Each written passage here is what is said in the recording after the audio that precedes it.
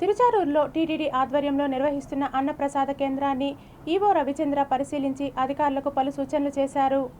తిరుచానూరులోని తోలప్ప గార్డెన్లో ఉన్న శ్రీ వెంకటేశ్వర నిత్య అన్నప్రసాద వితరణ కేంద్రాన్ని టీటీడీ ఈవో ఎం రవిచంద్ర మంగళవారం అధికారులతో కలిసి పరిశీలించారు. ఈ సందర్భంగా ఈవో అన్నప్రసాద వితరణ విధానాన్ని సమగ్రంగా పరిశీలిస్తూ భక్తులతో నేరుగా మాట్లాడారు. అన్నప్రసాదాల నాణ్యత, సమయపాలన, సేవల నిర్వహణపై వివరాలు తెలుసుకున్నారు. వివిధ ప్రాంతాల నుండి వచ్చిన భక్తులు సేవలపై సంతృప్తి వ్యక్తం చేశారు. ఉదయం టిఫిన్, మధ్యాహ్నం భోజనం, తాగునీరు, రాత్రి వరకు వితరణ సమయాలపై అధికారులను ప్రశ్నించి వివరాలు సేకరించారు.